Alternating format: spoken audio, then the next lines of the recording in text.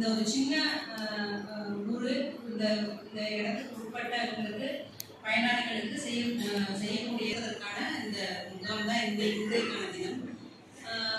குறிப்பாக வந்து பார்த்தீங்கன்னா நம்ம இப்போ ரொம்ப ஃப்ளாக்ஷிப் ப்ரோக்ராம்ஸ், அதாவது வந்து அரசு வந்து மிகுந்த கவனம் செலுத்தக்கூடிய சில திட்டங்கள் மூலமாக நம்ம மாவட்டத்தில் என்ன பண்ணிட்டு இருக்கோன்றதை நான் வந்து உங்களுக்கு மீண்டும் ஒரு முறை ஞாபகப்படுத்துறதுக்கும் விளக்கத்துக்காகவும் சொல்கிறேன். குழந்தைங்க எல்லாருக்குமே வந்து இந்த காலை உணவு திட்டம் வந்து கொடுக்குறாங்க. அது மூலயமா வந்து நம்ம மாவட்டத்தில் கிட்டத்தட்ட ஒரு 16,968 குழந்தைகள் வந்து பயன்பெறாங்க. உங்களுக்கே தெரிஞ்சிருக்கும், இப்போ மார்னிங் வந்து எல்லா ஸ்கூல்லையுமே வந்து குறிப்பாக வந்து கவர்மெண்ட் எய்டட் ஸ்கூல்ஸில் வந்து சிஎம் பிரேக்ஃபாஸ்ட் ஸ்கீம் போடுறாங்க. நாங்கள் பல இடங்களில் வந்து ஆய்வுக்கு போகிறோம். குழந்தைங்க வந்து காலை உணவை வந்து சாப்பிட்டு அதுக்கப்புறம் அவங்களுடைய பள்ளி படிப்பை வந்து எடுத்துக்கொள்வதற்கு வந்து நல்ல வசதியாக இருக்குது. அதே மாதிரி வந்து பார்த்தீங்கன்னா நான் முதல்வன் திட்டம் இங்கே நம்ம மாவட்டத்தை பொறுத்த வரைக்கும் நான் ஒரு 2-3 விஷயங்கள் வந்து உங்கள்கிட்ட நான் பேசுறதுக்கு இதை ஒரு வாய்ப்பாக பயன்படுத்திக்கிறேன். படிப்பு வந்து ரொம்ப முக்கியம்.